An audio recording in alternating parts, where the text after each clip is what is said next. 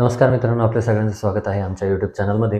मित्रांनो, देशाचे पंतप्रधान श्री नरेंद्र मोदी यांच्या एक उद्दिष्ट होतं की जे काही रिन्युएबल एनर्जी आहे, जे काही पारंपरिक ऊर्जा स्रोत जे काही आहेत आपले, तर त्यांचा वापर करून जी काही देशाची गरज आहे ऊर्जेची किंवा लाईटची किंवा विजेची आपण ज्याला बोलू शकतो, तर ती गरज पूर्ण करण्याचा उद्दिष्ट त्यांचं आहे. आणि त्याच उद्दिष्टाच्या माध्यमातून या ठिकाणी त्यांनी एका योजनेची घोषणा देखील केलेली आहे. त्या योजनेचं नाव म्हणजे पीएम सूर्योदय योजना. ह्या योजनेच्या अंतर्गत बहुतांश घरांवरती म्हणजेच एक राज्यातील बहुतांश घरांवरती रूफटॉप सोलार योजनेच्या अंतर्गत सोलारची जी काही फिटिंग आहे किंवा जे काही सोलार आहे तर ते बसवले जाणार आहेत.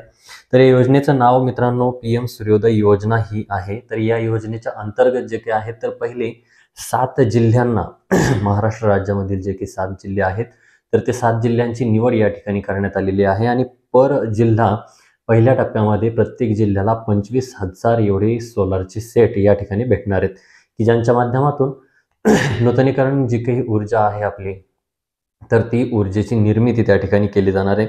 जवळपास या योजनेअंतर्गत पहिल्या टप्प्याअंतर्गत 2.25 लाख म्हणजेच 1,75,000 सोलार एवढे सोलारचे जे काही सेट आहेत तर ते सेट बसणार आहेत किंवा दिले जाणार आहेत.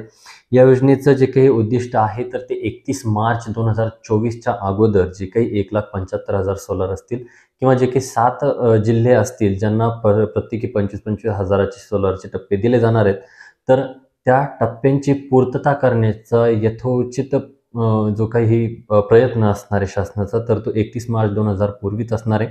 त्याचबरोबर जर आपण बघितलं तर रूफटॉप सोलार योजनेमध्ये जी काही आहे म्हणजेच RTS ज्याला आपण बोलतो, तर त्या योजनेच्या अंतर्गत 1 किलोवॅटपासून ते 3 किलोवॅटपर्यंत जे काही रूफटॉप बसवले जातात तर त्याला 40% जवळपास 55,000 ते 56,000 रुपयापर्यंतचं अनुदान त्या ठिकाणी आपल्याला भेटतं.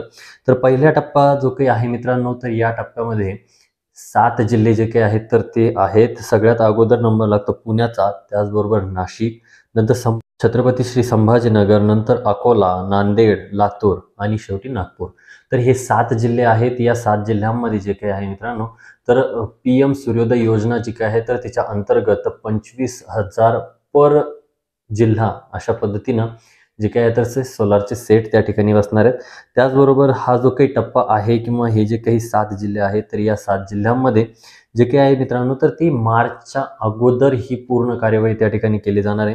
त्याचबरोबर जर आपण एक योजना घोषित झाल्याच्या नंतर आपल्या सगळ्यांसमोर एक महत्त्वाचा प्रश्न त्या ठिकाणी निर्माण झालेला होता, की भेटणार किती आहेत किंवा किती क्वांटिटी आलेली आहे किंवा किती क्वांटिटीला मंजुरी त्या ठिकाणी भेटलेली आहे. क्वांटिटीचं डिक्लेअर त्या शासनाने केलेलं आहे की प्रत्येक जिल्ह्याला 25,000 इतके सोलार त्या ठिकाणी दिले जाणार आहेत. त्याचबरोबर जे काही कागदपत्र आहेत किंवा कागदपत्रांबद्दल संभ्रम होता की पीएम सूर्योदय योजना आलेली तर आहे, बट कागदपत्र त्याला नेमकी काय असणार आहेत किंवा क्रायटेरिया नेमका त्याचा काय असणार आहे, त्या संदर्भातलं अपडेट या ठिकाणी आहे. तर त्यामध्ये जे काही आपले रूफटॉप सोलारसाठी जे काही कागदपत्र लागत असतात तर तेच कागदपत्र त्या ठिकाणी पीएम सूर्योदय योजनेसाठी सुद्धा लागणार आहेत. नंतरचा प्रश्न उरतो की या योजनेचा नेमका अर्ज कुठे करायचा आहे. तर या योजनेसाठी आपण महाडिस्कॉमवरती सुद्धा अर्ज करू शकतो. त्याचबरोबर स्मार्टची जी काही वेबसाईट आहे तर त्यावरती सुद्धा आपण अर्ज करू शकतो.